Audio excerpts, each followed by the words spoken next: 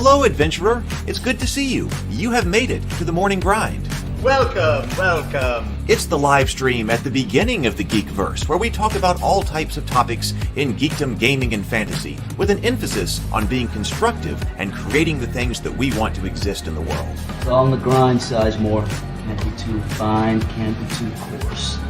That's exactly right. There are a lot of adventures to be had today. Dungeons to explore and monsters to slay, and who knows what a random encounter might send our way. That's why we have to prepare, so settle in now for the morning grind with your favorite beverage in hand. Tea? Or maybe something a little stronger. I've got a few bottles of the old Wynyard left. Whatever you want. Pull up a chair. Dude. If you're feeling fancy, how about a cappuccino? Or a frappuccino? Or how about an espresso? Just tea, thank you. Sounds good to me, Gandalf. Whatever you want. I'm just glad you're here. Everyone is welcome.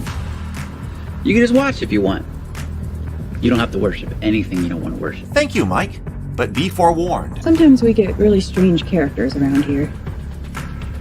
Wait, what's that you say? Why can't you come and be a part of the stream? My wife would disown me. Oh no, I bet you'll be fine with it. Come on in. Am I scared for my safety?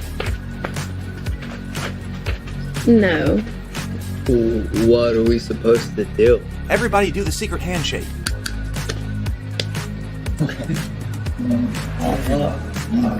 Secret cultist handshake. Oh, now do wizards who love each other. This, my friend, is a science. I still don't have kids, but it's fine. It's all on the grind, son. Can't be too fine, can't be too coarse. Dude, this would be a sick place to bring the band. Indeed it would be, Dave. It really would. I'm seeing more people coming in. Welcome. Glad to have you here. Oh, look, here's someone new. Is this the cultist meetup? Yes it is. Come to hang out? Please accept me. I have nothing else. Okay, we accept you. Everyone's welcome here. Brought some snacks. Well, that makes things even better. You want some coffee? I don't drink coffee. You sure? It's cultist coffee. What makes it cultist coffee? I'm a cultist and I'm drinking it. Oh. Then I'll have some. What exactly is going on here? I'm seeing more people coming in. Welcome. It's so great to have you. Oh, and look, here comes another stranger.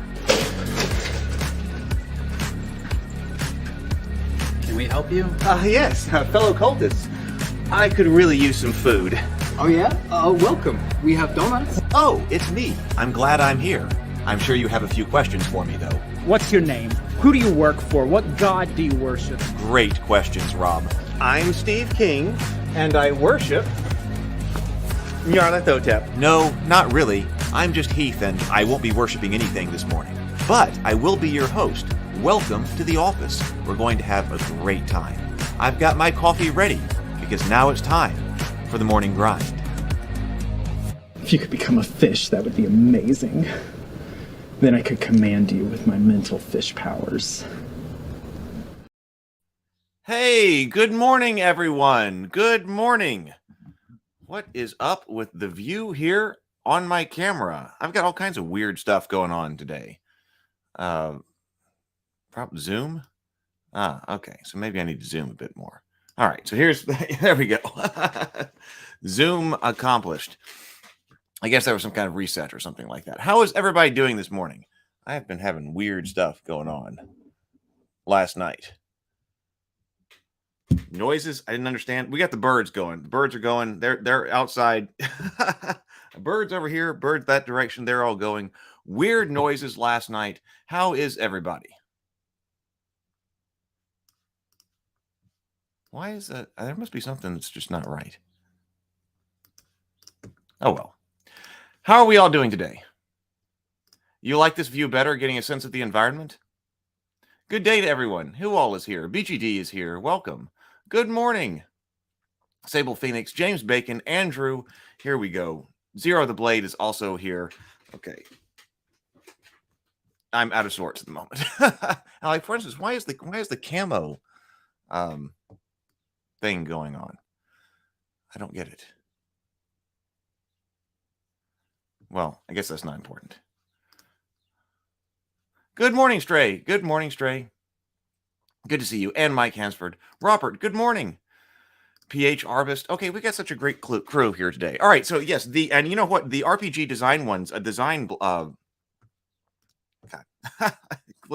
RPG design discussion 2 days ago was very popular. So, all right, I'm very excited to return to it because we kind of had emergency social discussion meeting yesterday. So I am very eager to return to talking about Fated Edge this morning and getting going on a bunch of these different projects. Hey, Dungeon Master and Neutromancer, welcome. Yes, as you can say, I'm discombobulated this morning and kind of out of sorts.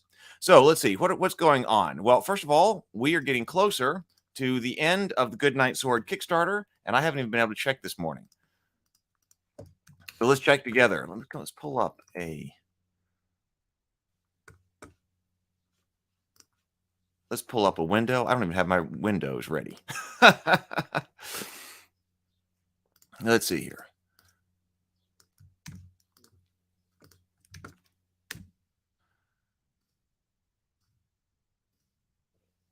Tonight, Goodnight Sword Kickstarter. Here it is. If you're just coming by, if you have just found us, welcome to the live stream. Goodnight Sword. Well, I got 6 days to go. 42 backers. I've still got to get some more information out. I have done a bad job on that on the email list front, but I got to hit that hard again this afternoon. I've been editing YouTube videos. We're clipping them. I decided, we were talking about trying to grow on YouTube and what that takes and trying to look at stats and stuff like that. I believe we talked about that 2 days ago. And I said, I'd be happy to talk more about that. And so I clipped out discussions, clipped out parts of our RPG discussion, and then also kind of our discussion about Ryan Dancy yesterday. And there have been more views. So maybe that's a good deal to do. I think a lot of people may appreciate having clips go out if they're not here live with us and don't want to be able to watch, don't have to watch the entire thing.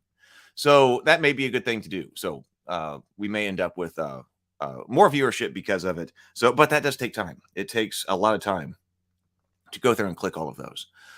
So I was working on that rather than sending out a Goodnight Sword stuff yesterday, which I need to do. But here we are. We're at 42 backers. I appreciate everybody who has joined in.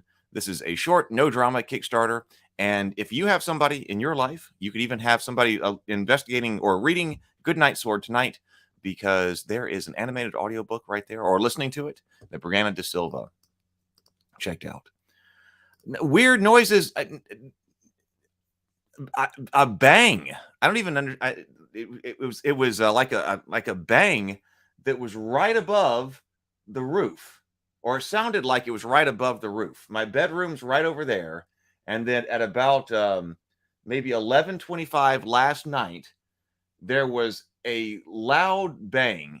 And it wasn't like a gunshot. I know what a gunshot is, but it was like boom, boom, boom, boom, boom, boom.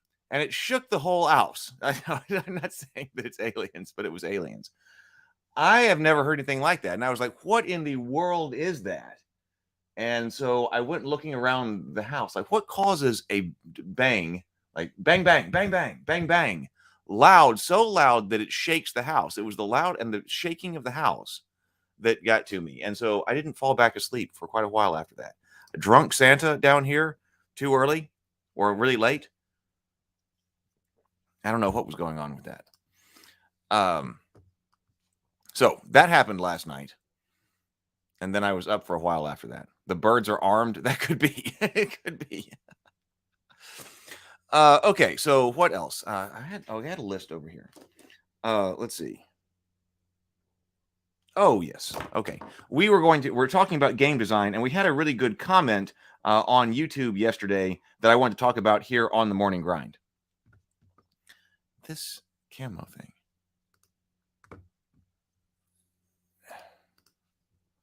Who knows? Maybe the birds had it. Yeah, need to go someplace in a hurry. Having the, I don't know why we have the watermark. Ah, man, so discombobulated. Okay, but whatever. It's not important. All right. So let me bring up the YouTube comment that I wish that I had, that I want to talk about today. Because sometimes, and that's even better too, because sometimes when people are watching a replay or something like that, they will have a great idea. that we should talk about here. And this person was talking about partial successes. So let me find that. I should have had all this ready to go, but wasn't yet. Comments right here. So this was Lord Lawless who made a comment here.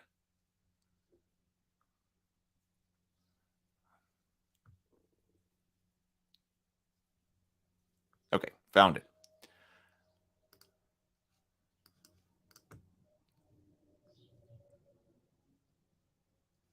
Check out the Organic Towns RPG video released today.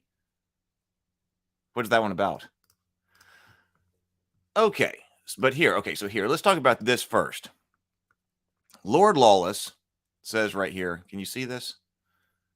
Lord Lawless, and this was on the problem with the rules light games. This is in the context of that discussion. So we had Lord Lawless said, you want rules for all things.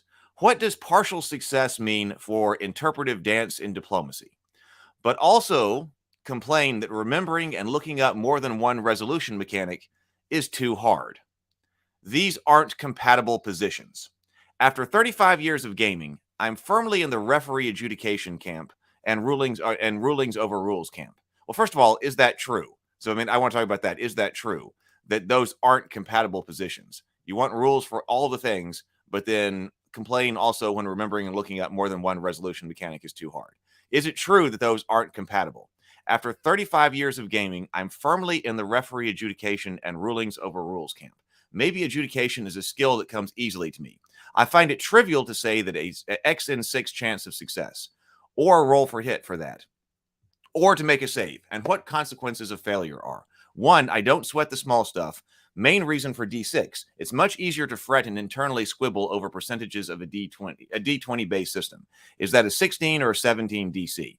1 is hard, 2 is iffy, 3 is 50-50, 4 is easy. Higher than that, probably don't roll and just let the players have it. It's better to be fast and fun than simulationist. Now, I do like this. I think this is a great point, too, that he's saying go for a D6, which I haven't specifically heard that.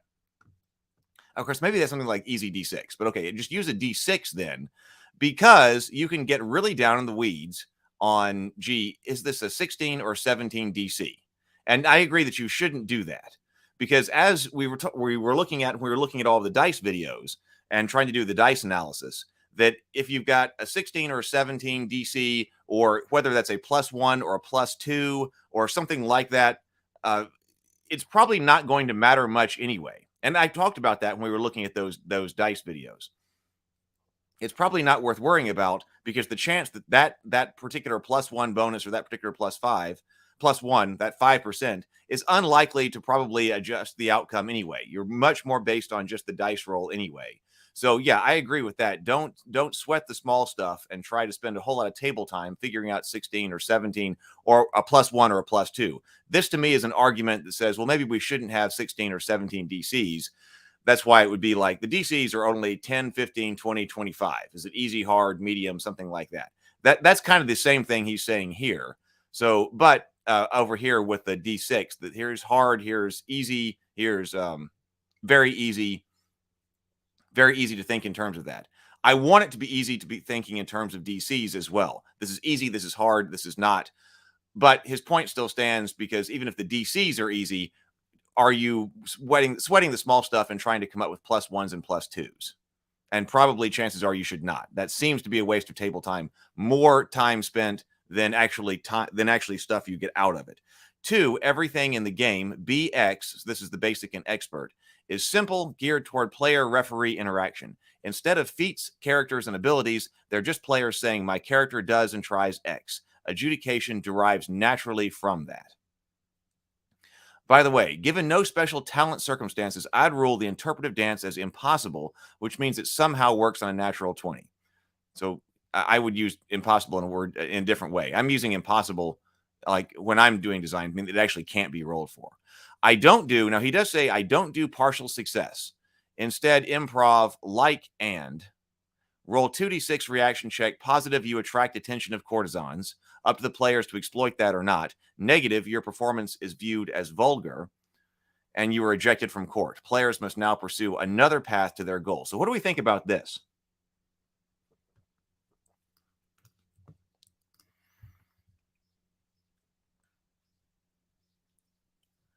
Oh, lots of thoughts here. Okay. So Sable Phoenix says, I don't think those are incompatible positions. Tiny D6 RPG or an easy D6 uses a single resolution mechanic. Actually, so does Savage Worlds. Roll a particular die against a TN size of 4. So it wasn't so. What he's saying is incompatible here, and I have my own thoughts on this. Is having rules for everything. So making sure that that was our problem with rules light stuff, is that it was requiring, or as we talked about here. Our problem was that my problem was that if you were going to have something like partial success, now that's one option we'll talk about here in a moment. You don't have to have partial success, because the game does not have to do that, because that's what sometimes is what's sending us into this spiral here about, well, a rules light game says, hey, you could be partially successful at something, but then leaves that to players, including the game master, to adjudicate kind of on the fly, which I've found is kind of difficult even for creative people to do all of that on the fly. But then also, I don't want to complain about, I don't want to have to look up more than one resolution mechanic. James says, pretty sure the positions are plenty compatible. Not wanting vagaries inherent to simple things like a partial success actually simplifies the game, therefore reducing the need to look things up. There are all sorts of ways, Sable Phoenix says, that a TN of 4 can be modified, going back to the Savage Worlds example, but that's still always what you're rolling against. Stargate Mind says, note, really, it takes math and work. Here is the secret of all dice up to X5. The rounded averages are 11, 22, 33, and 44. That's the secret of any RPG. Also, having fast fun over simulation is not better if your players want a simulationist game. Right. I'm working on less of a simulationist game. We're talking for Faded Edge here, because I enjoy both. If there are people who want to play a simulationist type game, then hey, I could be all for it. If there was the players friends who were having fun with, but it seems like I have more players if I'm not doing a simulationist game. PH Arbist says, I really like using D6. 1 is fail, 2, 3, and 4, and 5 are difficulties, and 6 explodes. Wait, does he state how the positions aren't compatible and then proceeds to tell you how he himself makes them compatible? He kind of does. He does say that he does not. Doesn't he say that he does not use partial success? Instead of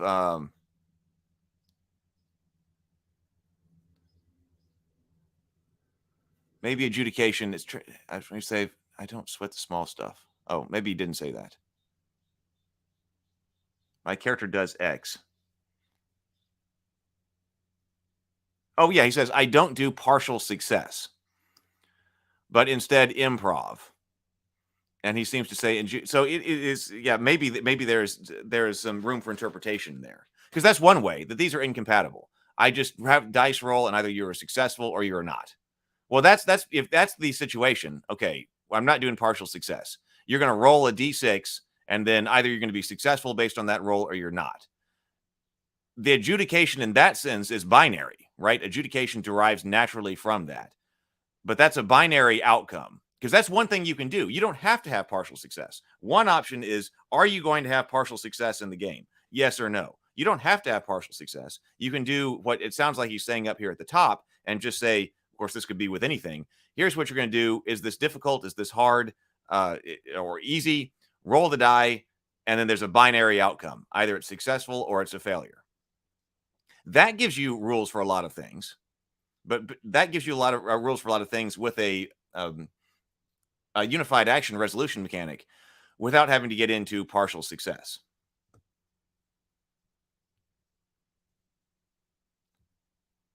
So Sable Phoenix says, it looks like he's undermining his own argument. Neutromancer says, it's not the mechanic they're talking about, but the outcome.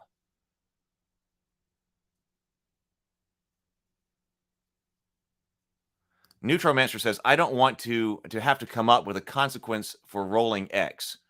The game should tell me straight up is the desire here, I think.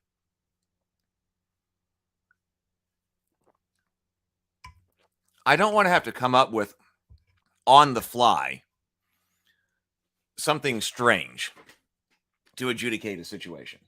If it's a bizarre situation, I want the dice to tell me. Like I don't want the game to force the players into having to come up with some kind of bizarre situation, adjudicate some kind of bizarre situation on the fly. It's pretty easy to adjudicate success and failure, but if it's a weird thing, then I don't want to have to do that. Let's see. So I'm looking over here just to plan this thought out here. So you have partial success. Let's say partial success, so I can see it in my mind. And you make the decision yes or no. D20 BGD says D20 is popular because it is proven and intuitive. It has proven and intuitive granularity. To say that a bonus doesn't matter is a bit misleading. It matters 5%. People can get their heads around that. When you get boons from multiple sources, those 5% bumps add up quickly towards success. Yes. It does. So if you're talking about the difference, if you're adding those up and you're talking about the difference between a +2 or +7 or +9 or a +10, well, then yes, when you're adding them up, it matters. What I was saying is that how much time, if you're unsure whether or not, when you're rolling a D20 like target number system, if you're unsure whether you have a +3 or a +4, how much game time should you lose or should you expend at the table to decide whether or not that's a +3 or a +4? Because you're talking about just a +1, which is a 5% difference. So how often is, okay, and you're rolling a D20, which is very random and a lot of variation, and you're trying to decide whether you've got a +3 or a +4. How often is that actually going to matter?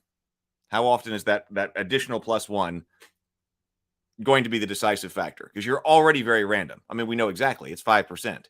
So we just have to make a call about how much game time is it worth trying to figure out. I mean, if you got it on your character sheet, then you know. Like if it's something really static and used. But if you're like trying to adjudicate now exactly what are all the modifiers for this particular situation, if you miss one of them, arguably, it's better to keep going than try to make sure that, oh, no, hold on. Let's consult the rule book. Is this a +3? Do I actually get this this other bonus for a +4 or not? Sable Phoenix says, like the favorite saying in Pathfinder 2nd E, every +1 matters.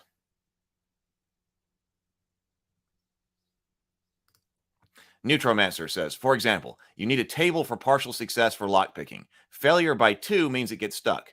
By 3 means noise. By 4 means a roll on a separate table or just come up with something. Okay, so tables was something I was about to talk about. Where is...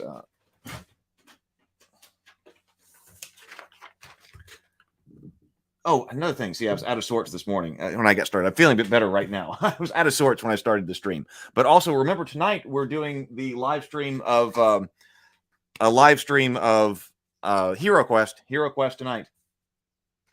I think it's right now set to start at 7, but I want to start it earlier. So I might start at 6. Probably going to start at 6 tonight.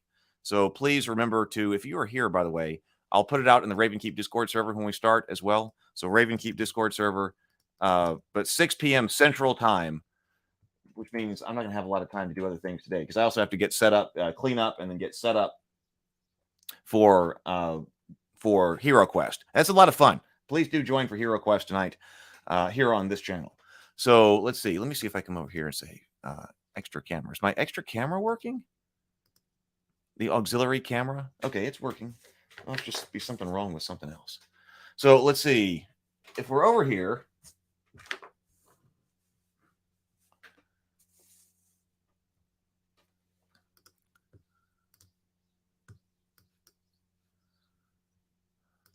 Neutromancer says, I think the incompatible position is either you want to have a table or you complain about having a table. I personally do not want to have a table. But table is one way to go about it. You know what? I think that Ironsworn actually torpedoes what this guy is saying. If you can design a game that's playable solo while being powered by the apocalypse, then you absolutely can make firm checks with partial successes and non-specific results. Hey, Micah. Thank you for the Ravenkeep link, Stray. The only alternative to coming up and using a lookup table would be something like Blade Runner. Partial success just means you lose a point of whatever. James says partial success is just a failed action with some random benefit. You fail to unlock the door, but you loosen it in the jam. Then you can be completely removed from play. These can be completely removed from play because the end result isn't significantly different from a standard failure. The door still ain't open. Please do, guys. Please do hit the like and sub button if you're not subbed. And hey, hit the like button if you're here. Neuromancer says, AFK, partial success is you succeed, the door is open, but something else happens to complicate. Well, is that partial success? I wouldn't have used the word partial success for that. That's another subject to me. That's another subject we want to get into, and that's failing forward. I want to have a specific discussion on failing forward because there's the other thing that, well, okay, maybe a failure of the roll means the action succeeds, but then there's some other complication or something like that. So you're failing forward or you get out through some other way. That sounds more like failure forward to me. That's a whole different discussion. Let's hold that. So let me take this down and put this up right here. So I was going to say, I'll draw it out here. So what we've got to do there, what we got to do is we say, do you want partial success?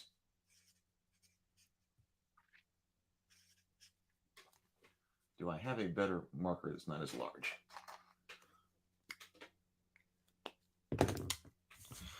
Partial success.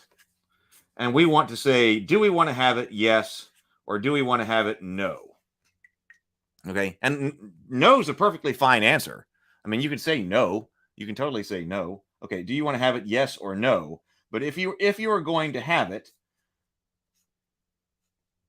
are you going to require table adjudication?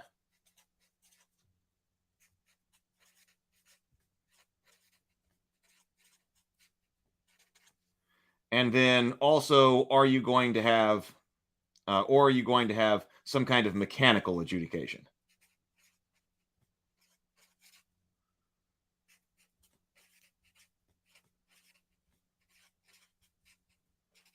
And then we also have to think about, do we want to have a unified action resolution mechanic? So a mechanical adjudication. So actually, this comes off this side right here. So if you're going to have table adjudication, this is the free form or potentially free form ruling.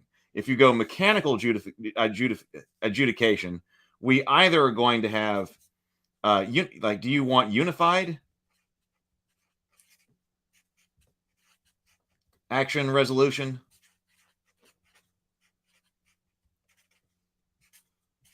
And then yes or no.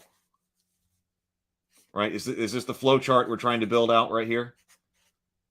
And now, different people may have different things to say about the action resolution system here, because some people may interpret this in a couple of different ways. So you could say something like I'm not sure if this is exactly true, but something that's like it's like MERP or Rollmaster. I do not think that it in a whole has a unified action resolution system. That's not something that we've got overall, but a lot of its roles are adjudicated in the same way. A roll against the Dark Master might have more of a unified action resolution mechanic. It might have tried to unify everything under it, but it still may not be doing it. But anyway, you could potentially have a unified action resolution mechanic that says, add up these numbers, whatever, roll these numbers, compare it to this, and then go check a table. You could do that. And you could still call that a unified action resolution mechanic because it's always a table. It's just a different table you got to find. That's just kind of slow to me. That would be very slow. And if you're good at running something like Rollmaster, it takes time. unified action resolution mechanic, yes or no, but also you could have a lot of different kinds of mechanics depending on what you're trying to adjudicate. And so one way to do it, though, depending on how you decide tables, tables is one way to go. And that's what, so we could say, okay, what are these, all these different partial successes and different or degrees of success, all the way from some kind of fumble and critical failure, all the way up through different degrees of success to success, and then even better, critical successes. I want to write, you could say, I'm going to write all of those things out, which is basically kind of the approach that Rollmaster took, right?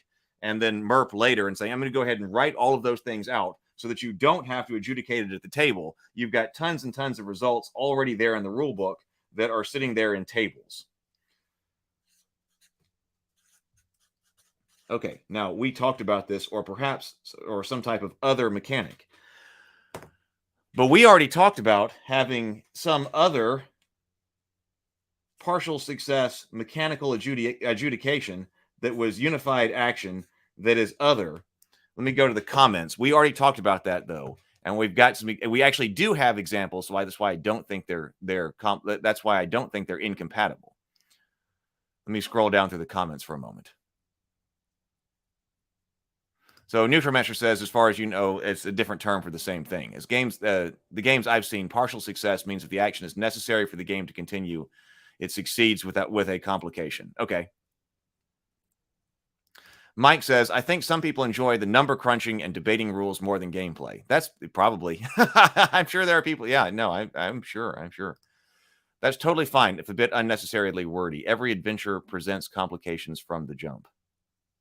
Oh, breathe and sip. Yes, you are completely right. Thank you for reminding me of that. I've been so flustered this morning. That's exactly what would help me out. So let's breathe and sip. I got Mountain Dew Zero this morning. So here we go. Let's breathe. 2 deep inhales. Do it with me. It'll improve your morning. It'll improve your life. So 2 deep inhales, complete exhales, and then take a sip of your favorite beverage this morning. So here we go.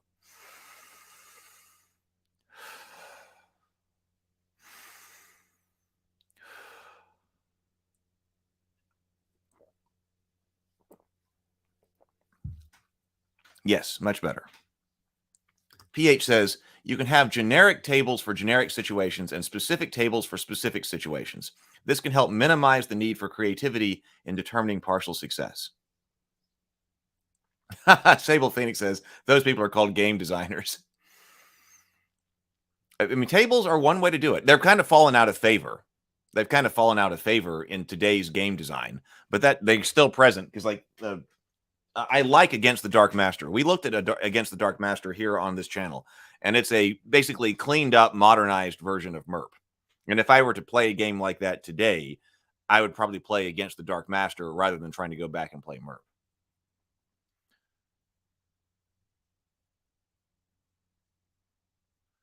I'm looking through the comments here again.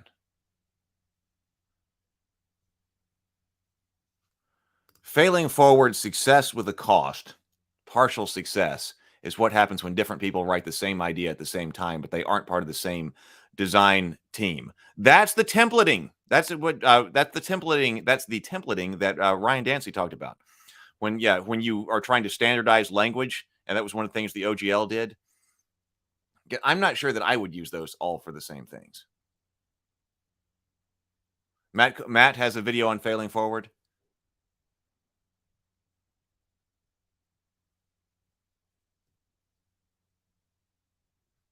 BGD says, Heath, you're concerned about on-the-fly table time used to estimate DCs and bonuses is salient. That's where innovations like IC RPG's hard, easy DCs come in. And we're about to talk more about that, about the index card RPG here in just a moment.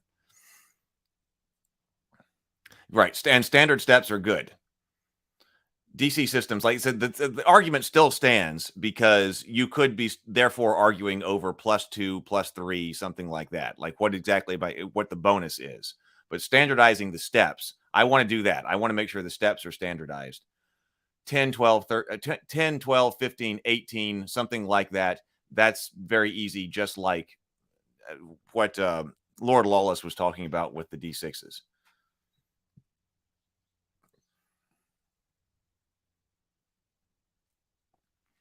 Okay. Oh man, this is okay. Lots of people talking about this. So okay, so let me go over here to this right here. So where I was going with that. So yes, unified action resolution system other. But here is the ultimate in partial success, right? I mean, we already have a method to do this. What's your action? I kill the orc, or I try to kill the orc with my short sword.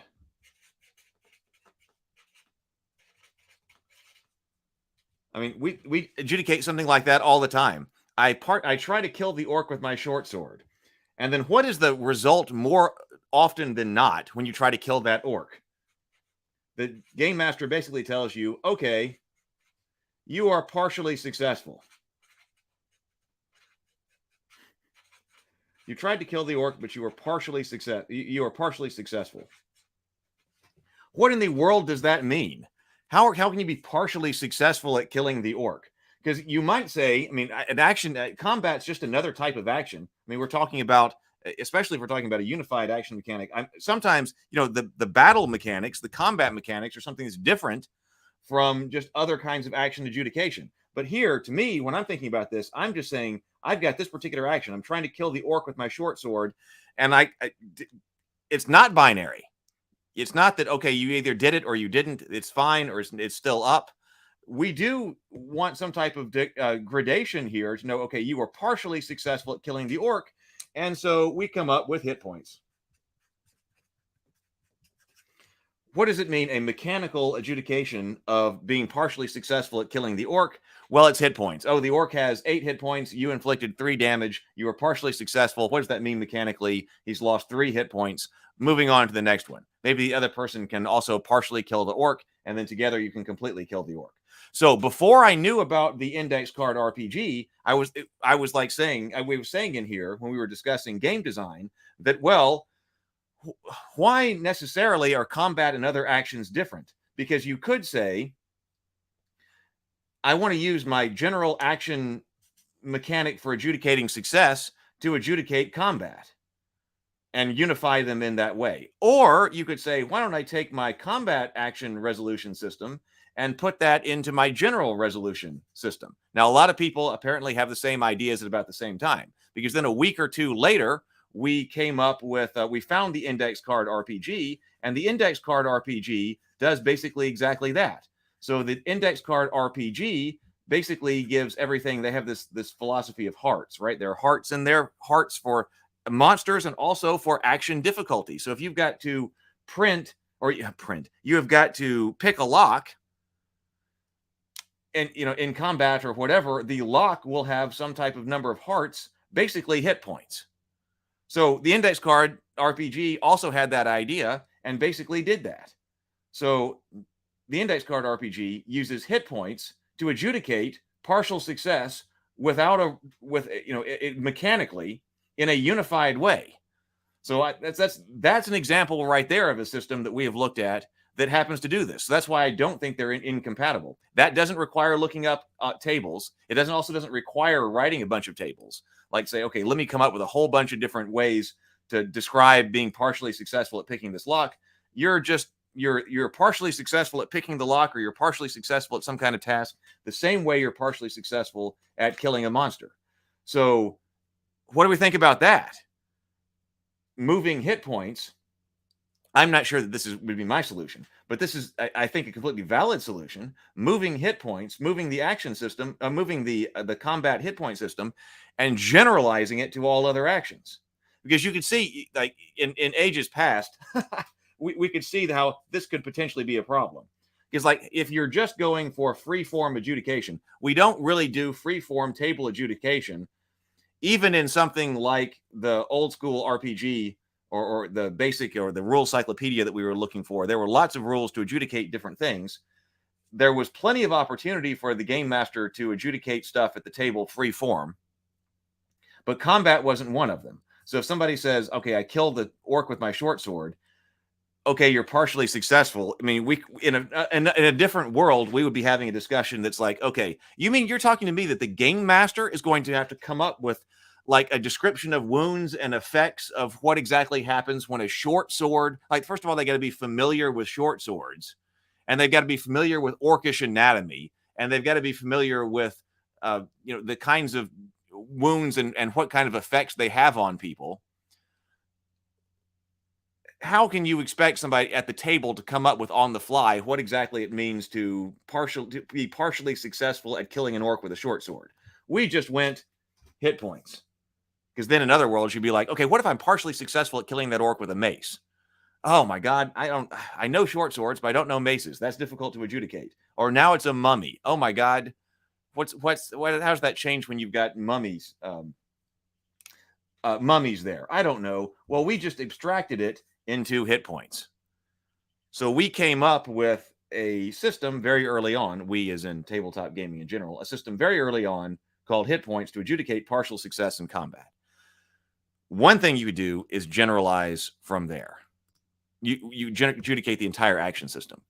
Sable Phoenix, thank you so much for the super chat, Sable Phoenix. Hang on, let me find this. I'll come up to breathe and sip. Okay, lots of discussion here. Okay, so Sable Phoenix says, I'm trying to design a system that's universal and can also handle comic book style power disparity. I'm leaning more and more toward not using the game's randomizers to resolve the action, but to instead generate a pool of resources that you then spend to accomplish particular effects. It's like deck building mentality, even using dice instead of cards. Let me read that again. So we're trying to also handle comic book style power and disparity. Now, GURPS does do that. Let me turn off this light. Oh, that was on. There, better. So we're trying to handle comic book levels of style disparity. I'm leaning more toward not using the game's randomizers to resolve action, but to instead generate a pool of resources that you then spend to accomplish particular effects. It's like deck building. But using dice instead of cards. So I think a good thing for us to do is to look at the diceless RPG stuff in the context of game design. So we go and look at Amber, or you recommended Nobilis. So I do want to look at that, but I think rather than trying to just dive into Amber completely, that one day as part of our RPG design discussion, we just take a look at now, how does a system do this if you are not using randomizers to adjudicate any type of situation? So it's diceless, but some people will randomize things with cards, but you just do not have the random element. So I hear you. I'm for reducing randomness, not eliminating it, but I want to do a complete study on exactly what happens if you choose to completely eliminate it.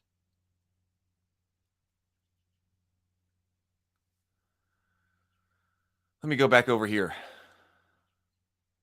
Yes, mine, for me, what I'm working on is I would like to be more of a game than a simulation. Yes. Not that there's anything wrong with simulation play. Like I said, I like that too, but that's my current goal. Yeah, Mike Hansford says, yes, partial success in killing a thing is called a wound. So you could also use like a wound system, right?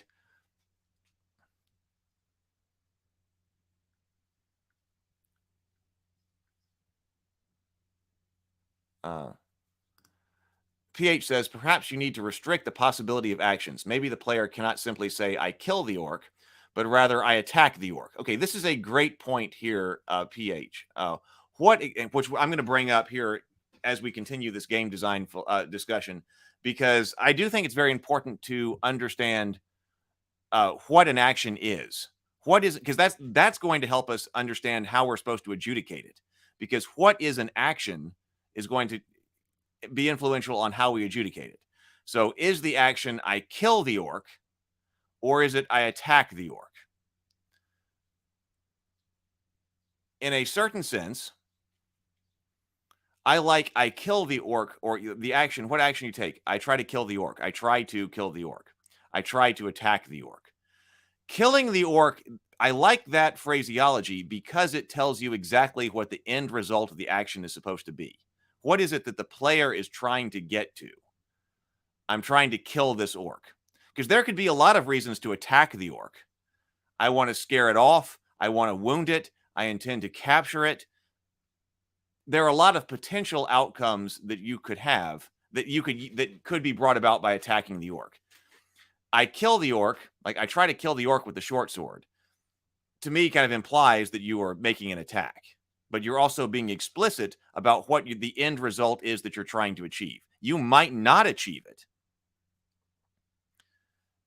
in which case we might be in a partial success situation, and that partial success situation might be adjudicated very easily with hit points in this case. But I attack the orc doesn't necessarily tell us what the end result is supposed to be. And arguably, the end result is what we're trying to adjudicate. Did you get to your end result? I'm taking an action and I'm trying to do this. Is it just attacking?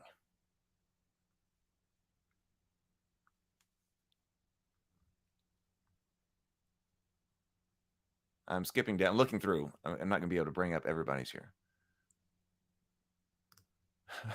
I kill the orc. Master, you're partially successful, and now you're fighting the undead. A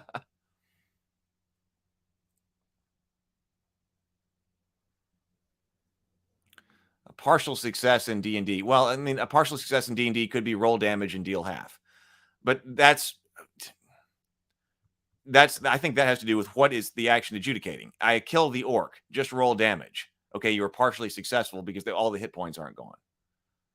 That partial success in a single attack might be reducing your attack strength.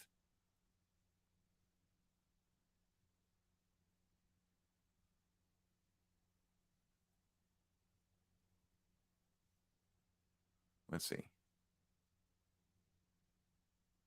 See, killing the orc, I'd argue, is the end result of a chain of actions. It could be the result of a chain of actions, because if several people are all partially successful at killing the orc, the death of the orc came around as the result of a chain of actions. But it's not impossible to kill the orc in a single hit. In one action, I kill the orc. Conan the Barbarian swings and decapitates it. Or like Aragorn decapitates the goblin as he comes in. So, I mean, that could be, I don't think it has to be a chain of actions. It could be the partial success in the D&D style or D&D style hit point games is kind of built into the combat system. It's not as nearly as built into action resolution systems. Oh, TL Frontman, welcome. Good to see you. I don't think we've seen you here in the comments before. Welcome to the morning grind. Here's a drink to you. TSL Frontman says, alternative to crits and partials, highest and lowest partial success, possible success failure has an additional effect, but still ultimately does well. E.g. 1 and 12 with 13 and 20. Yes, I have. Sable Phoenix asks, have I looked at Warhammer Fantasy? Because it's a pool building system. You can resolve an entire battle with a single roll, but takes a while to build the pool and then interpret the results of the roll. I think we should look at it again. We never looked at that on the morning grind, and we should. I looked at it when I was still trying to do pre-recorded videos, so I remember liking it. That's been a while. So that's been a long time since I've looked at it, but we arguably should look at that again, like in the context of game design. But if anybody wants to see what I thought about it, I think I especially the combat system I was talking about. Oh, I don't remember what it is now because it's been so long. But I remember looking at it and go, okay, I understand what this is trying to do and why I like it, and that I think I liked it.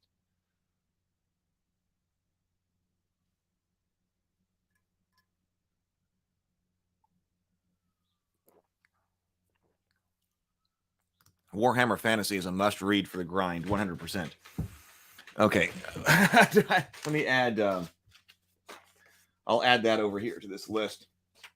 Like I said, we may end up doing these in more of the context of the game design. So, like doing a little more brief looks at the way that games did, because we did that in the beginning. Like, okay, how does this game handle this particular type of situation?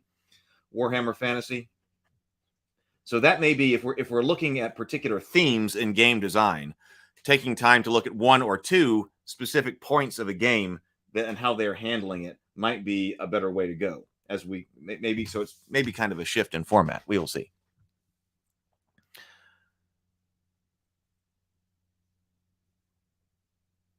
Okay, so all right, so where were we after that? So actually, that was a great conversation. So that's my thinking about partial successes and such. So I thought that was still a great comment. Thank you, Lord Lawless, for writing in. That inspired a lot of conversation and thought here. Let me find, because I don't have it already up. Let me find my Faded Edge primer. Okay, here it is.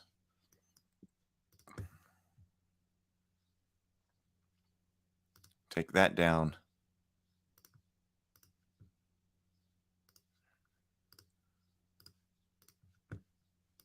And here we're back up again. All right. So this is where we were last time.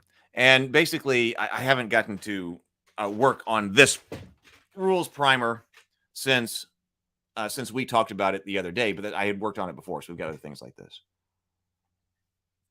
Trailblazer is a 2d6 system. Everything is successful. Normal difficulty is an 8+.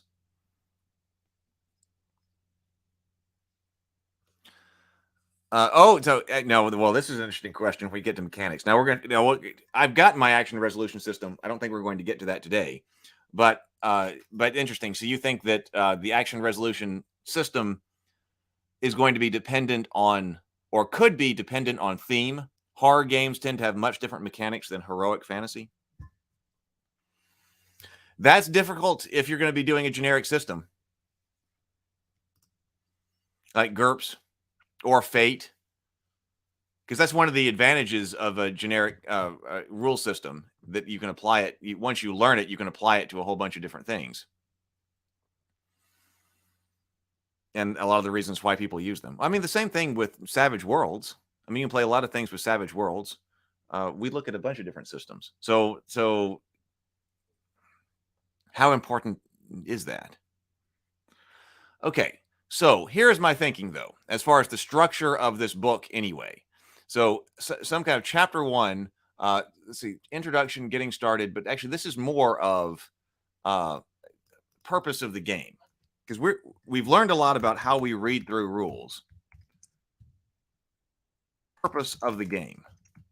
And that may not be the exact wordage we use, but because if we're looking at the game, the first thing we take a look at is the cover. The second thing that's nice to look at is the back of the book. So I haven't designed the back cover, but whether it's a physical book, if it's a physical book, okay, so what is this? And then taking a look and reading all the bullet points on the back, that should, I think, give you a pretty good understanding about whether or not this game is for you, or whether it's the right purpose for the game that you're trying to play, and whether it's a generic system or whether it's a setting specific system or something like that. So front cover, back cover, and in PDF, I like for the front cover to be first, and I like for the back cover to be the second page for that reason. That way you take a look at the front, then you take a look at the back, even in PDF, and then you get some type of introduction or purpose, and we read through that, which is kind of like an extended rear panel. That's an extended back. So if it has the bullet points, which have not been cleaned up and rewritten, but all the bullet points we went over 2 days ago about what I was trying to achieve when I was going here, that also gives somebody an extended understanding of what the system is going to be, what its purpose is, and that way somebody can make a relatively fast adjudication beyond just the back cover. Okay, is this game what I'm looking for? I think that's important. So understand what kind of feel it's supposed to give and everything like that.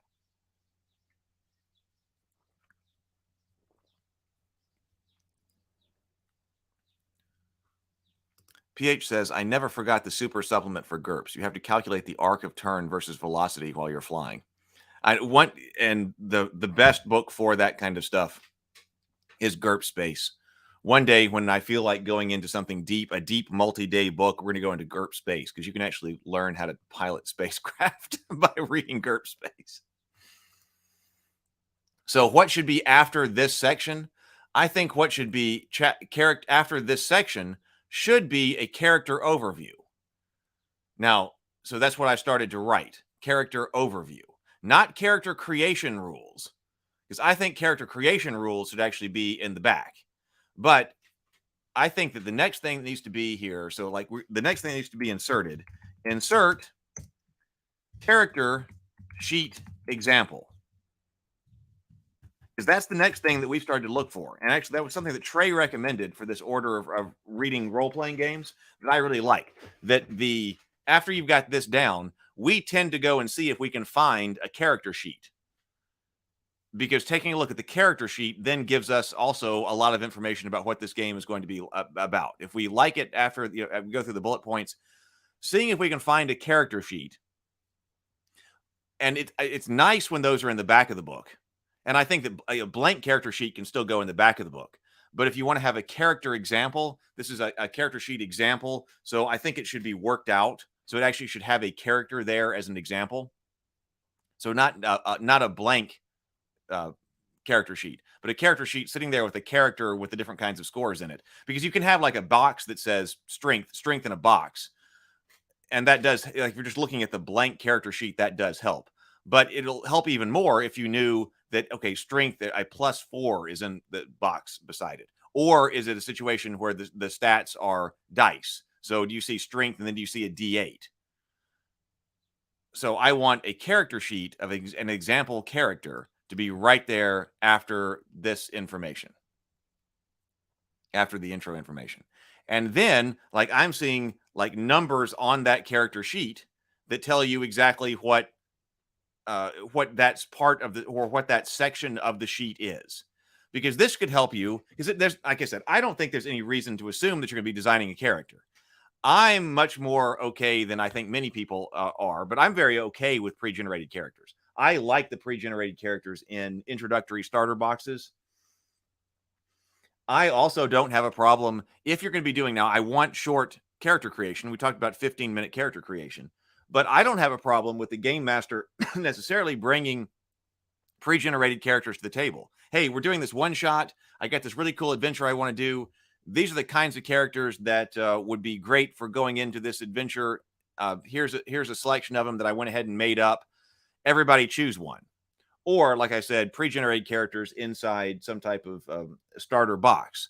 Hey, what kind of character do you want to play? Here, take a character. Well, then a player can be taking a look at the character and saying, okay, now what is everything that's here on this character sheet? And looking at this section, this number section, and then going and having this describe everything that's on that's in that, on that character sheet. It doesn't necessarily tell you how to derive, like, we'll save how you actually derive and create all the stats for later. But understanding a character sheet is important, and one of the things that we do. Sable Phoenix says we should look at 10 candles sometimes too. I've meant to do that before now, but it's been on the list because that's on the short list for me too. But I just haven't gotten to it yet. There's been something else that comes up, and so I haven't done it yet. But I want to look at 10 candles too. It's designed specifically for one-shots, though, so perhaps extracting mechanical data from it would be somewhat limited. I do want to do that. Stargate Mind says character sheets are the heartbeat of the publication. I learned this here.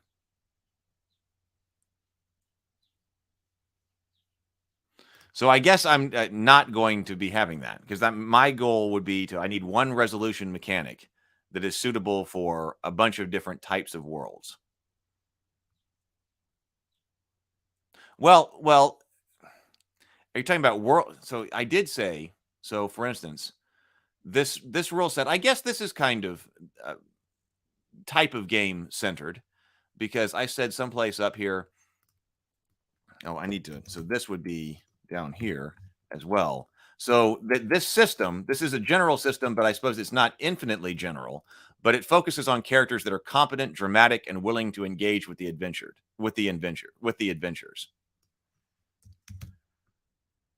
So maybe that is not some type of storytelling. This is a general system for stories and games, where the characters are competent, dramatic, and willing to engage with the adventure. So insofar as that is a particular type of theme, we've got that.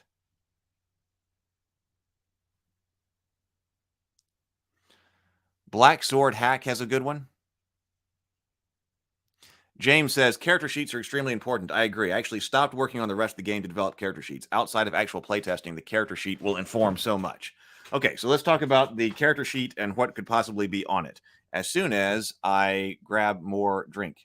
Oh, it's time for a Yeti hug break. Yeti hug break, Yeti hug break. Everybody go hug yo Yeti and show yo Yeti some love.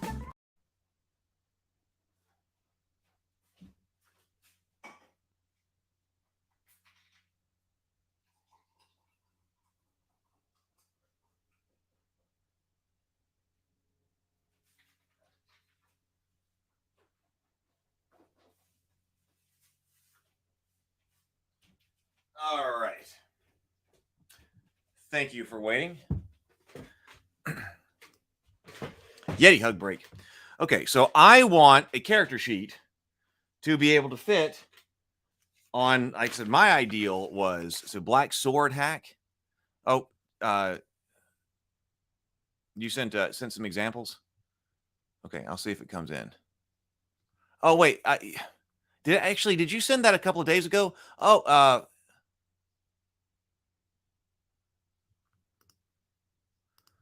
I think I might have seen that.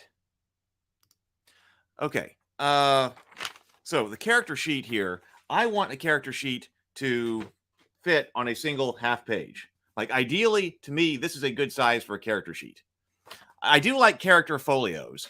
Character folios can be a lot of fun, especially if you're going to put more information in them. But to me, like a character folio can be an expanded version of this. Basically, the basics should be this right here. Should be able to fit on this page. And if we're doing a 9x6 book anyway, then the character sheet needs to be 9x6. So insert character sheet. This needs to be 9x6. So can we get the important information on a 9-inch by 6-inch? Needs to be 9 inches by 6 inches. Well, sized, because that's the book size. So yeah, that's what I'm thinking. So yeah, minimalist. And then like, so it can't write down like everything, your family lineage, your entire backstory, everything like that. It can't do that. Now later there could be like a character folio, which I think would be fun because that's where you can put in the picture of your character, your backstory, all of the items that you have at home, all of that. But I think that this is that all the critical information I think should go on one page. Especially for the general system, a general book or, a general system at the beginning. So you see this character sheet, it's got stuff on it, and then this is what it starts to tell you. Okay, so chapter 2. So you would see the character sheet and then have numbers that come over here. So the particular category of game that I'm talking about, this has, so characters are largely defined by this is generally their attributes or their ability scores. Attributes, whatever you want to call them. Their advantages, disadvantages.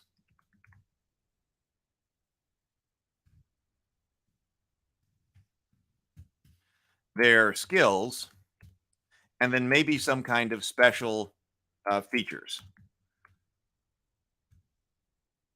These could be feats or something like that.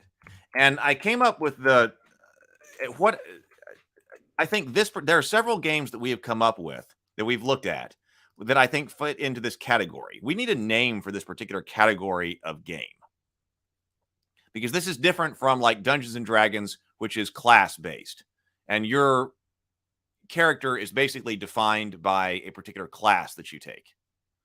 And then you've got this table that gives you all the information about your class.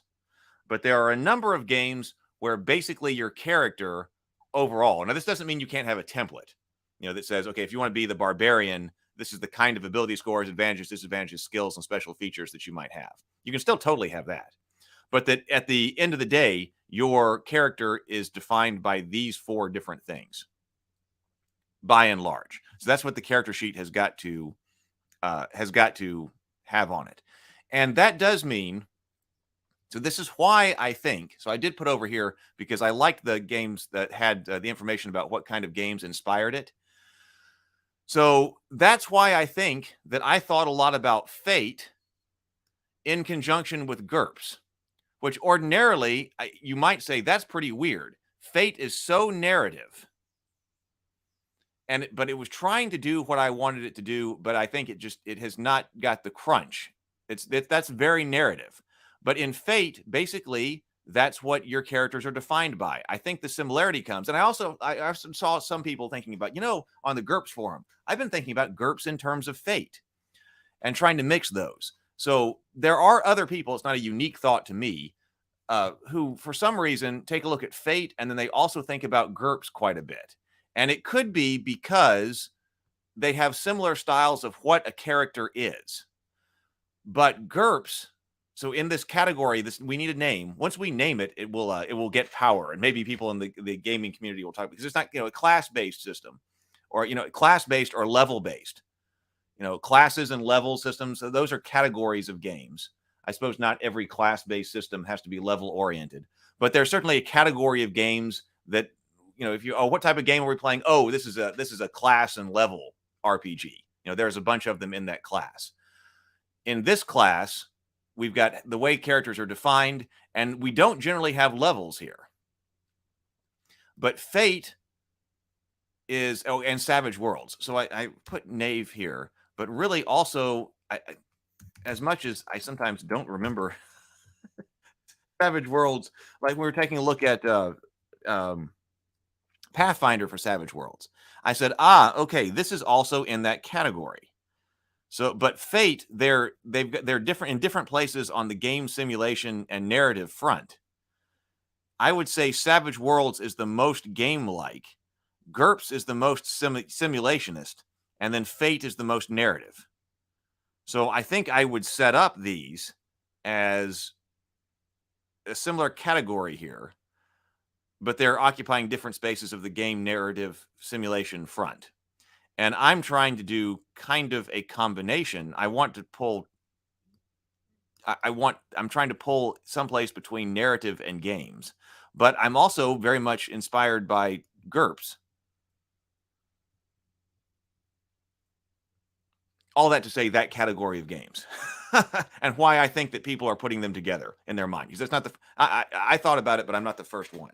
And I think it's because they've got similar structures to their characters and what a character is. Did that make sense? Or was that pointless?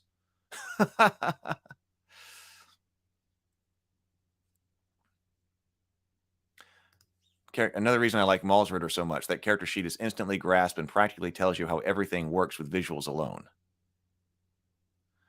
Jonathan says, I remember our old rule long time ago was that if you needed more than a 4x6 index card, it was too complex.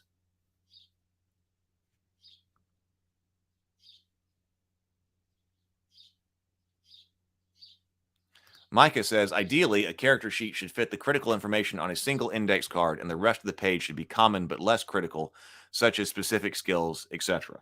Well, I wonder if we could even think about that then. That, okay, if this is, then we got half a page, we got a quarter a page, basically. So we're talking about index card for critical information and then extra information. And that allows, I think the NPCs should be on cards. Of course, I like cards anyway, but smaller than index cards. So I would like for the game master to be able to assemble some type of encounter through cards, and certainly think monsters, bad guys, NPCs of all different kinds. I think they need to be able to fit on basically a playing card, so that you can identify, you've got all the information that you need to run an NPC from a playing card.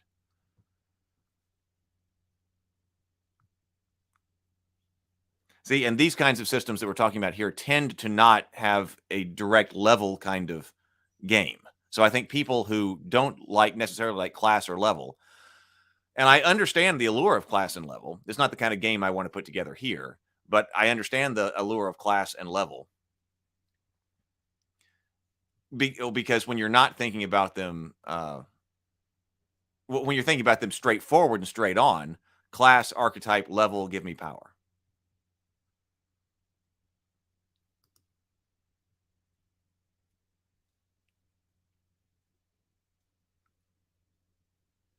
Dungeon Master says, maybe eliminate stats and just have 3 or 4 things like magic, physical, skillful, etc. Then have a rating for expert, good, bad, and weak to simplify.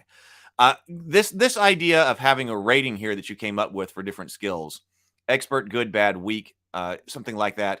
That was something that Mark Tassin was talking about. I had a similar idea, that how many different levels of skills do you need?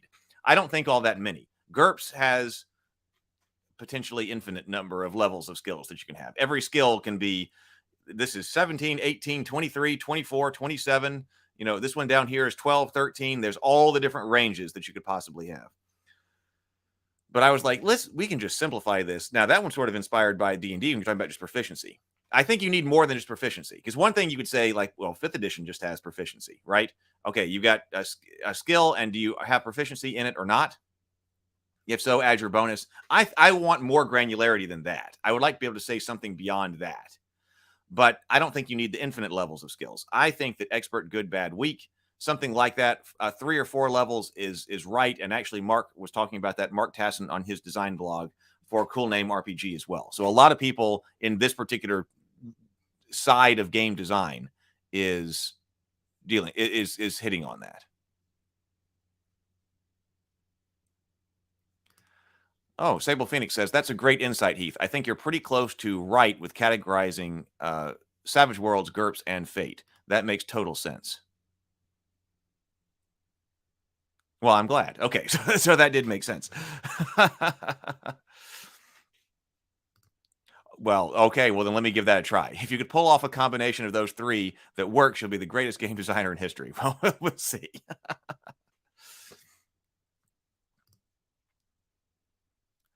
Okay, so that's my thinking. So that's how the character is generally defined. And we can use different terms for that, but that's basically it. So I was saying, okay, so characters in Fated Edge have several properties which define them. A high concept. Now that's from Fate, and I really like the idea of a high concept. A background, and I really also, my love of cards. I would like for the characters to be able to be created with cards. I don't want them to require cards, because I think I want to be able to put tables in here so that you could generate them randomly. So you could roll a random character, or you can look at the tables. Also, it seems like people really like tables, right? That, like the Knave, people were saying that a big draw of the 2nd edition Knave was all the tables. Well, if you're going to have cards, you could also put them into table form. So if you just have the rule book, you could say, hey, here's some examples, or here are some possible options. That way, you're not, for the speed of character generation, I want it to be done in 15 minutes. So if you've got to generate these things, looking at tables, well, first of all, rolling on tables, if you're saying, hey, everybody generate a random character. If that's what you want to do, you could just generate them randomly, and you'd have all the information you need. Or, hey, instead of having to think of an infinite option, creativity is encouraged by having some constraints. Put this on tables.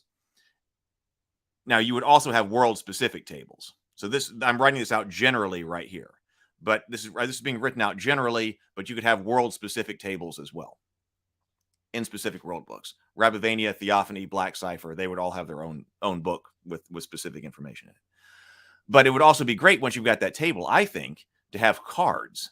And then that way, like a game master, if you've got a certain type of, we're going to talk about like profession, like species or profession or something that you think is particularly suitable for your campaign or your game that night, and you've got things that you do not want to be a part of it, that you don't think would be a part of it, a good part of it, then the game master, if the game master had cards, the game master could say, okay, well, here are the options that you can be as far as your professions go, and here's what your species can be, and then just come up with that deck of cards, and then let everybody create their characters with cards in like a draft.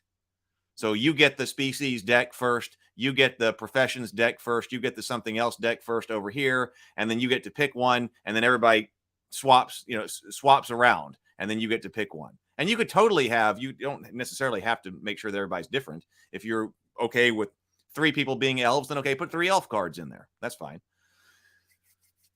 Other things, you may just want to have 1, but that's why the draft works, I think.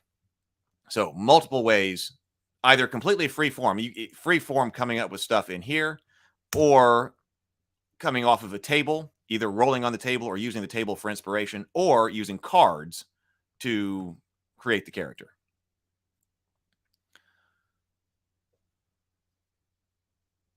I'm glad people are enjoying the tabletop design, because I've got to do it myself. This is making me get deeper into it. And for about a month and a half, I had taken a break from it. But the conversations here in the comments are just fantastic. So I'm glad everybody's enjoying this.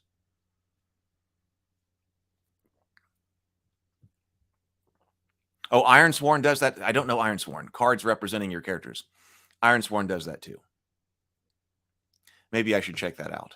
So, or maybe that's something when we say to get to character creation. Okay, let's take a look at a card base. Maybe then we just go and look at Ironsworn specifically for that particular part of it. Maybe we do that. Okay, so I was saying that I think, okay, that a character should be largely created from, I was just saying high concept, and then I went off on a tangent from that. So a high concept, I like high concepts. I like that idea from Fate. I'll put in here also, I do really like the idea of a trouble. So this is what, 5? Whether you call it that, it's possible that I really like that. And the question is, do you specifically give a trouble, or do you make the trouble inherent in some of these other options? But if you don't know, if from Fate, the high concept is basically the highest writ level description of your character, what your character is. And then the trouble is something that always gets that is something that trips up your character. What is it about your life that makes your life difficult? And when Lou was talking about Fate being great for storytellers, he says that often what he started doing is writing some of his novel characters up as Fate characters, understanding what is their high concept, but then also saying what is it in their life that is particularly difficult for them. And then the game master can use that against you.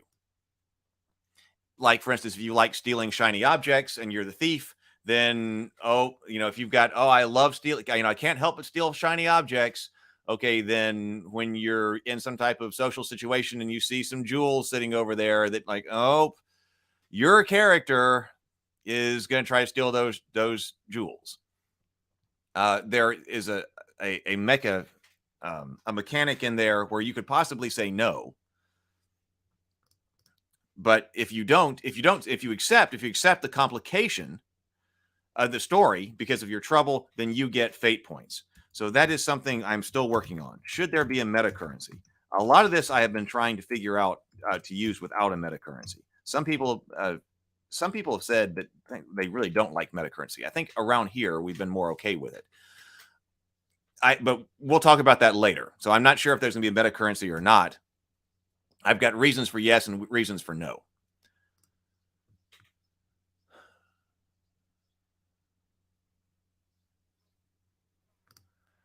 Sable Phoenix says, "Let me also recommend With Great Power, Classic Edition that takes a look take a look at on the grind. With Great Power, Classic Edition. With Great Power, Classic. It's a playing card resolution mechanic for superheroes, but your stats are things like your level of suffering or strife, things that challenge your hero rather than things you can do. This would fit your troubled stat." Okay. Yeah. James says, "I really like cards too. They can be visually striking if you decide to put art on them, and it forces brevity for rules' sake. At a glance rules are so important." Yeah, I like them. And of course, we were kind of critical of the cards. I was pretty critical of some of the cards that we've looked at here on the grind when we were looking at Pathfinder cards and other cards from other systems and publishers. I want to like them, but we were rather critical of most of the RPG cards that were out. So that means that since I've been critical, I have to make sure that mine are really good. But if I could figure out a way to do them really well, I mean, I'd want them to be great, visually striking, and not just be completely, sterile and utilitarian. That's something to think about. Mike says, "Card draft could create an interesting dynamic with certain racial benefits and then numbers for stats if you draft a number or a race first."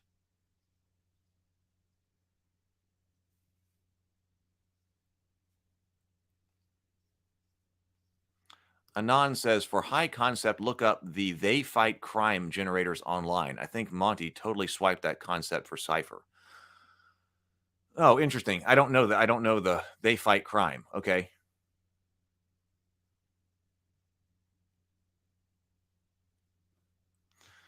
Okay, so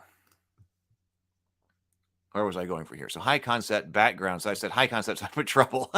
that spawned from here. See, the reason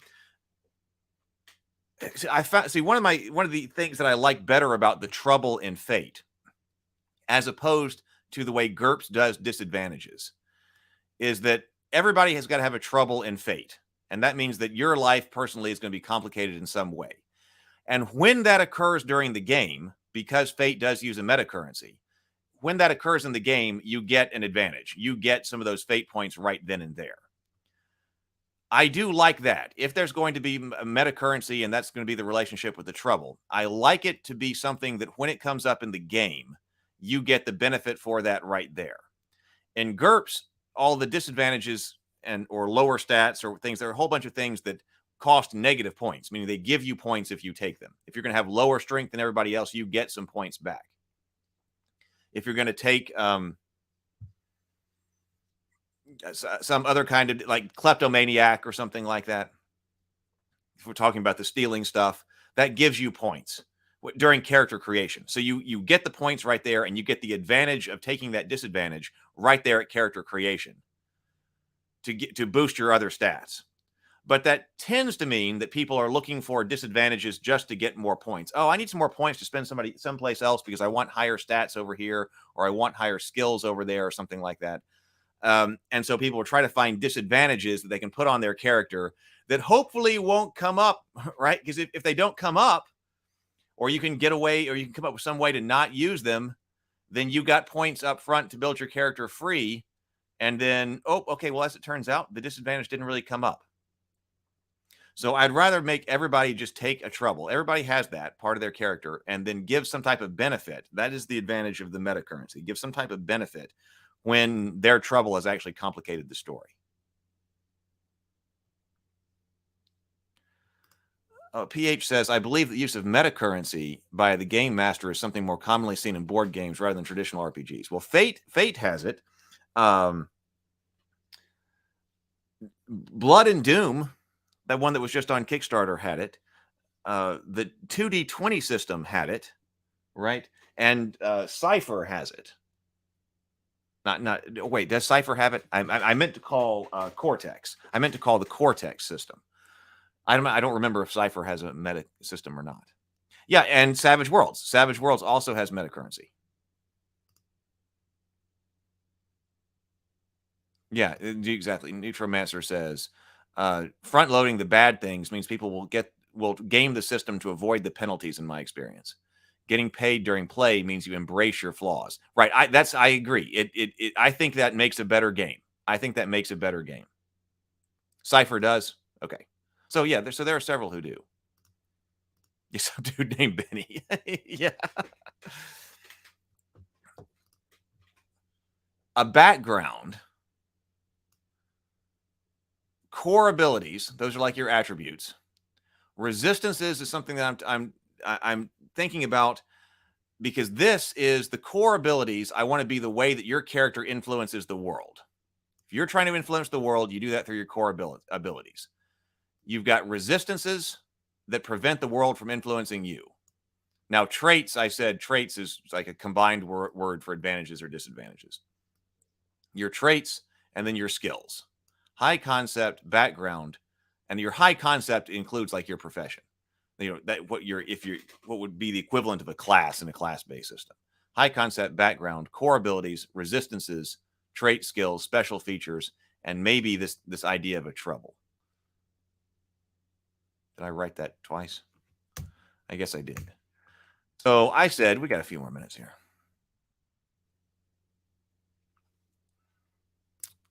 A character's high concept is a short phrase which describes who and what the character is at its highest level.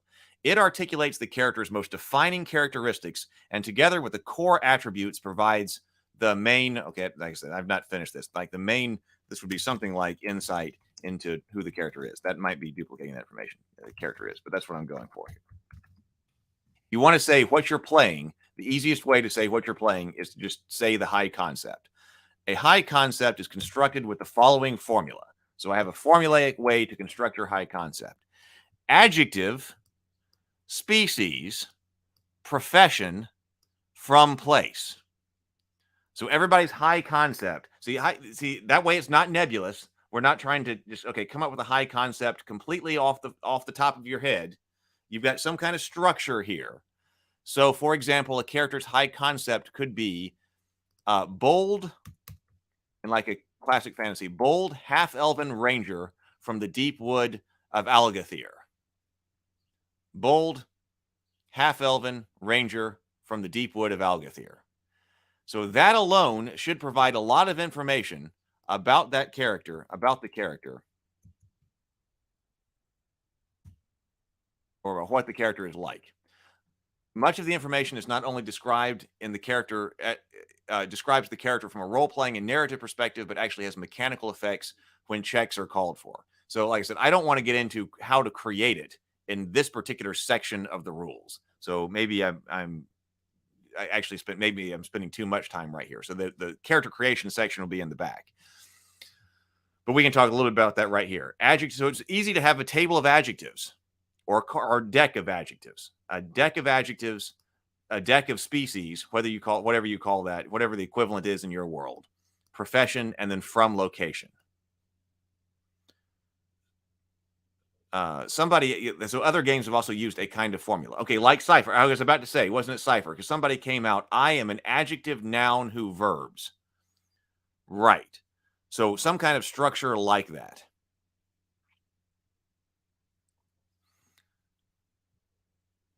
I like my structure better because obviously I'm writing here, but yes. So that gives you, because like Fate doesn't give you a structure because it's much more narrative. It doesn't give you a structure, but this would give you a structure to create it.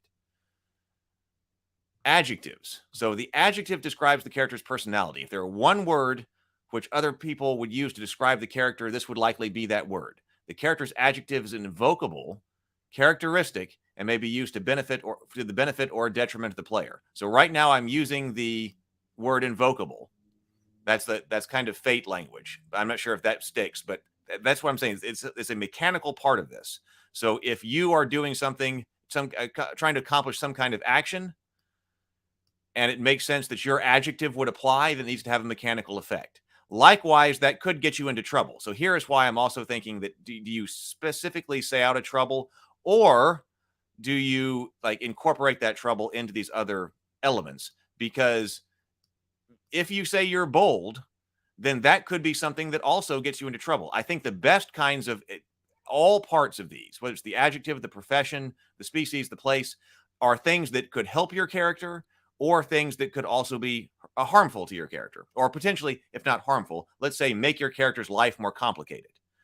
I think this will work best if every element of the high concept it gives you advantages, but also could potentially make your life more complicated. Like, for instance, if you're trying to run away and you need to run away, the game master could say, now hang on, you're bold. Are you sure that your character is going to run away? It seems like your character should actually be taking more heroic action. Oh, you're right. Even if it'd be better to roll away, this is a complication. By nature, I'm bold. Now, there must be some way to refuse that compel, but that was what, bold could be an advantage, but it could also be a disadvantage. Human soldier from the USA. Yeah, for example, if you're all playing soldiers in World War II, there's no species. So yeah, in certain game worlds, you might drop that. And profession would be a soldier for all of them, so it's not helpful. You need something more specific. There are different types of soldiers, right? So I think if that were the case, I am Super James, software tester from Ohio.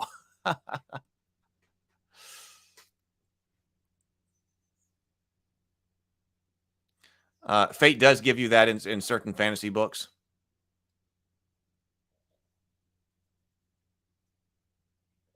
But yeah, there are different types of soldiers. So if everybody's playing a different type of soldier, like if that's the type of the game, I think that well, I think that's fine. I think you could use specialties. I think you could totally use specialties. I mean, you could, if you're all going to be if you're going to be a mercenary group of people who have like former military specialties, stuff like that, somebody could be the whatever Navy SEAL, from. It could be from the U.S. or it could be from a particular part of the U.S., but from U.S., I mean, that would be for the world-specific thing to say. Navy SEAL from place. Navy sailor from place. Or Green Beret from the U.S. I think if you were playing an all like military game, I think that could still work. I think that could still work. So species in most game settings allow players to play non-human characters. Different settings may use different terms to refer to this. Biological species in science fiction, races in fantasy, or even lineage or ancestry in other games. Regardless, characteristic describes the biological characteristics of the player and may confer upon them advantages or disadvantages. So there may be advantages to being a particular species that comes up. There may also be disadvantages. Maybe something that makes your life more complicated in other ways. The profession describes in the most succinct way possible what the character does, and therefore what role they will fill in the adventuring party. So I do say role they would fill in the adventure party. So specialist, so some type of specialization. If you are trying to fill specific specializations within an adventuring party, something like a specialization in the military, I think that could possibly fit. This is most often a classic archetype in traditional fantasy games. Professions would be wizard, barbarian, fighter, or thief. Professions identify the primary skills the character is proficient in and at what level.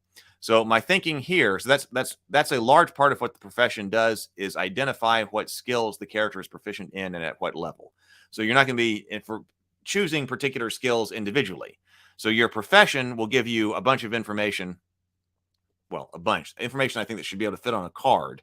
But one of the things I want the profession to do is identify what skills the character has and what level of proficiency. And I think like 4 levels of proficiency or something like that is the way to go.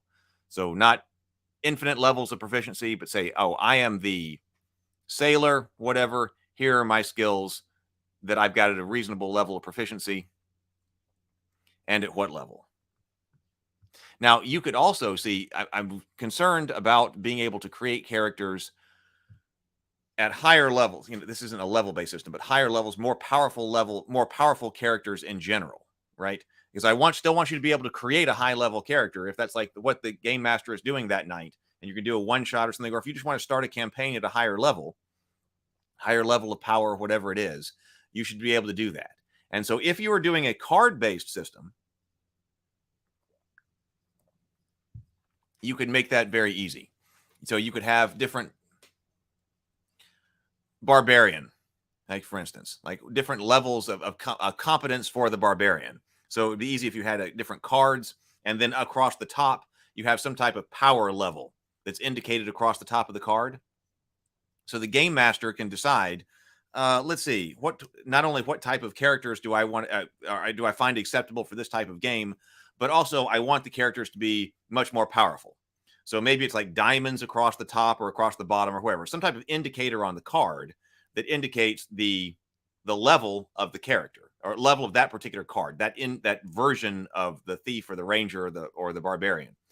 That way, okay, the game master says, okay, thief, barbarian, warrior, wizard, those are all in the game. And then let me make sure that I've got the 4 power level or the 5 or the 6 power level of those cards, and make sure that I distribute those. Then you look at those cards and you're not actually having to go through a level up process. If I can find a way to not have to go through a level up, I'm using level up generically again, a level up process, I think that will be better.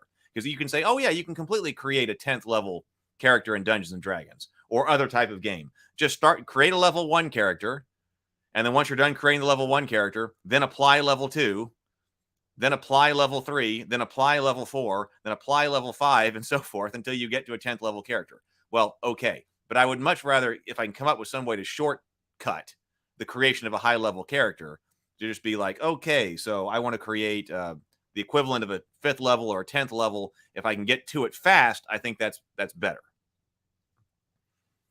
And then place the geographic region the character is from. If species determines the character's biological characteristics, then place determines the character's cultural characteristics. It will also let players know when the character is on their home turf and may have knowledge of the area and connections. So that giving you some type of advantages when you are at home, with your connections, whatever. It may also be a disadvantage to you if you are used to forest living and you are now in a city. So you could be your character's life could be complicated because of that. So obviously profession, by the way, gives you advantages, but also that would give you disadvantages as well. There are ways that your particular profession can complicate your life. For instance, if you are a knight and you are holding a fief, well, then you get lots of advantages for that. That's great because you're not having to worry about money. Basically, you've got workers, you've got the serfs out there who are working the land and providing you with food, allowing you to just focus on your martial capabilities. But on the other hand, you have a bunch of obligations. You're obligated to protect your the people in your fief, because you're the one they're all looking to. They do this for you so that you can eat and focus just on your martial skills. But then when danger is up, you're the one who's got to go confront it. And likewise, you're probably holding this fief, or you are holding, in a feudal society, you're holding this fief from another lord, and that lord can call you for military service. So your profession is advantages and complications, right? So I think it plays best if all of these things about your high concept are both advantages and disadvantages. But in game terms, with a well-defined setting, players may know exactly what city or region the character is from. So in a setting book, you could come up with exact city names or something like that. But I think you also want to have, if the setting is less well-defined, the player can choose a more general location, such as remote forest, or from a major metropolis, or from an Arctic hamlet, or from a coastal village. This provides plenty of information on the culture of the character and also what type of things they can be expected to have based on their things they can have based on their location. If a player, then the player can determine the exact location later during play. And arguably, like if you're not familiar with Middle Earth and you're playing in Middle Earth, saying that you are from Dol Amroth might not mean a whole lot to other people. If you know the setting, then you would say, well, no, that's a major coastal city. But so I'm from Dol Amroth tells you a lot, but also you could say I'm a knight from a major coastal city in the beginning and fill that in later. So that is what I'm thinking about there. This is, let's see what people are saying. Let me go over here to the comments before we wrap up.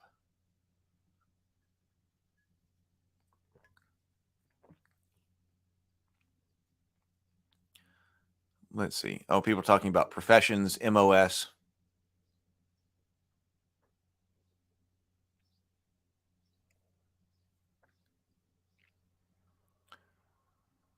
See, but I also don't necessarily have a problem with that. Like for Navy SEAL players, it seems like I never play in a game where all the characters are the same class or species or profession. But a lot of game books talk about that quite a bit. That what if we're going to do an all, from the AD&D books, an all elf campaign or an all dwarf campaign or an all fighter campaign or an all wizard campaign. The books talk about that. I have less problem with that because like in Rabivania, for instance, if all the players want to be knights, why not let them all be knights? If you got character and we're running an all-night campaign, an all-night campaign in more ways than one. And so you could all four be knights, or in this game like this, you could all be Navy SEALs. That's fine. I mean, you could play D&D and you're all fighters.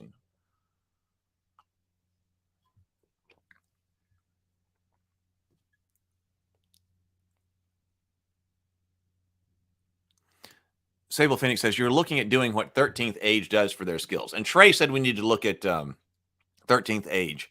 He recommended doing that right after one of the other books that we've already looked at. And so I've got 13th Age on the list. So maybe when we do skills, we should look at 13th Age in our kind of new format here.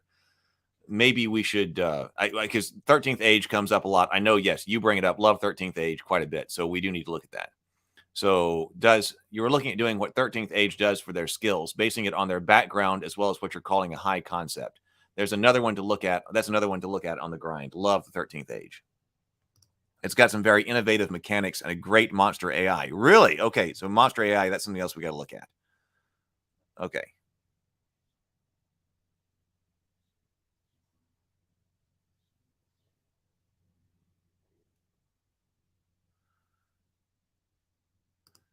Neutromancer says, I think having templates is fine, but also clarify that these are suggestions rather than use this template or else, unless they have mechanical implications. I want them to have mechanical implications.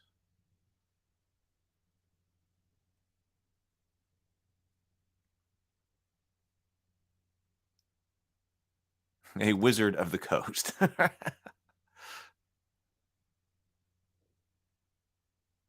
Oh, 13th Age also addresses failing forward as part of their mechanic. Different classes and monsters will still create mechanical effects on a miss, or have different effects for odd or even rolls. Okay, we do need to look at 13th Age then.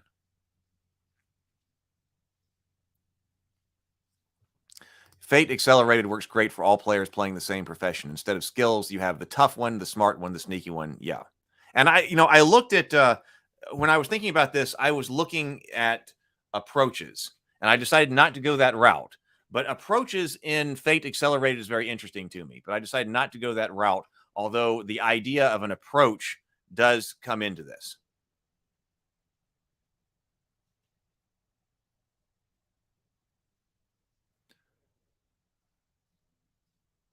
Maybe the term high concept is a bit more nebulous. It's supposed to be a one-liner defining a character in a work of fiction. Sad mercenary with a chip on their shoulder, not a list of traits. Well, maybe I need a different word. I mean, maybe I need a different word for high concept. I don't know. But that's the that it's inspired by the Fate idea of the high concept. I've tried to concretize it, but maybe that means that we need to come over here and actually adjust the word high concept. That could be the case.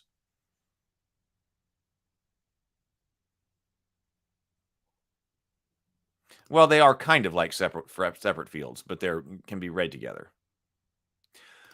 All right. Well, tonight we have got. Let me get the link for you. This is a big. This is a big day. So yeah, I think it's 6:00 p.m. Central Time. There isn't a whole lot of time to do other things because I've got to get in the zone for dinner and a board game tonight. So we are going to be doing dinner and a board game tonight.